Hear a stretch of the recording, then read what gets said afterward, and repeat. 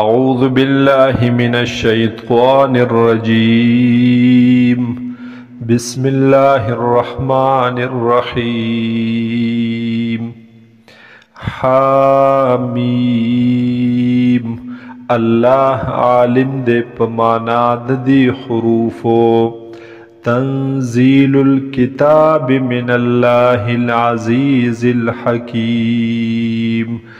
نازل دل دی کتاب یا نازل کړل شوی دی دا کتاب من اللہ العزیز الحکیم د طرفا د اللہ نا چه غالب دے او حکمتن والدے.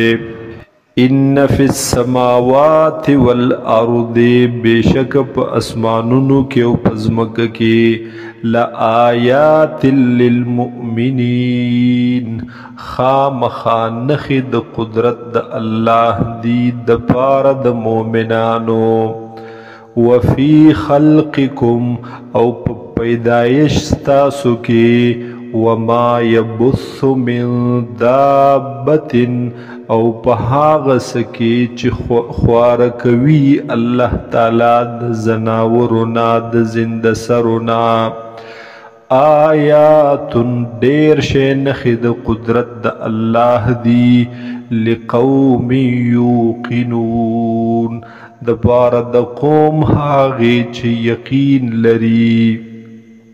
واختلاف اللیل والنهار او پا اختلاف د شپې او د ورځې کې وما انزل الله من السماء من رزق او په هغه څه کې چې نازل کړي دي الله تعالی د اسمان نا من رزق د رزقنا.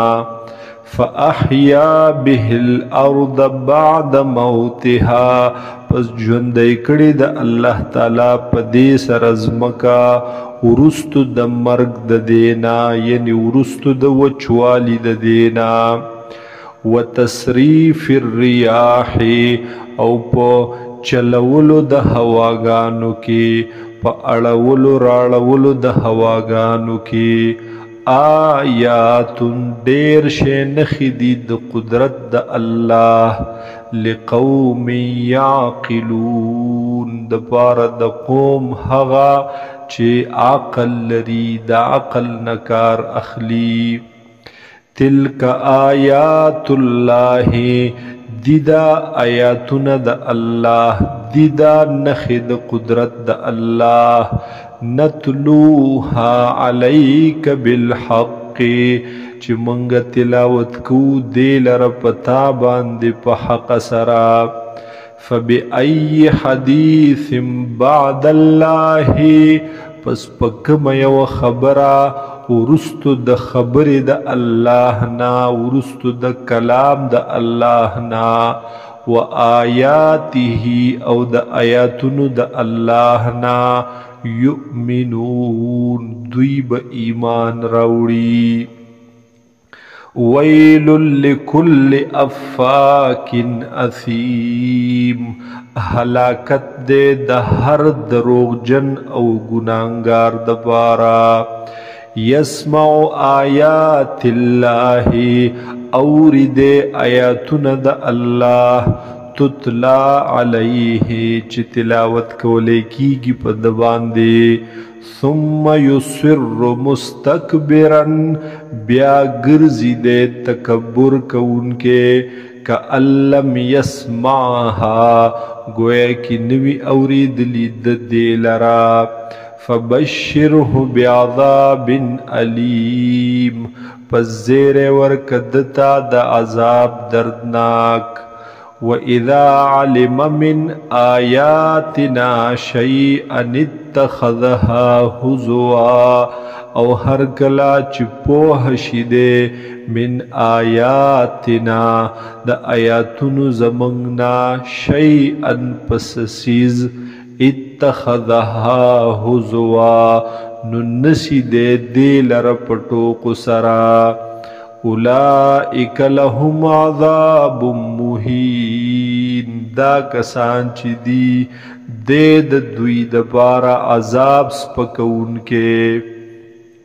من ورائهم جهنم مخت د دوین دے جهنم ولا یغنی عنهم او لربن کی د دوین عذاب ما هاغس کسبو چک کڑی دی دوی چی کسب کڑی دی دوی شیئن زر برابر هم ولا متخذوا من دون اللہ او نهاغا چنیولی دی دوی بغیر د اللہ نا اولیاء دوستان ولهم عذاب عظیم او ویبد دوی د پارا عذاب لوی هذا هدن دے دا قرآن پاک ہدایت والذین کفروا بآیات ربهم او هاغ کسان چی کفر کڑے پا آیاتونو درب خپل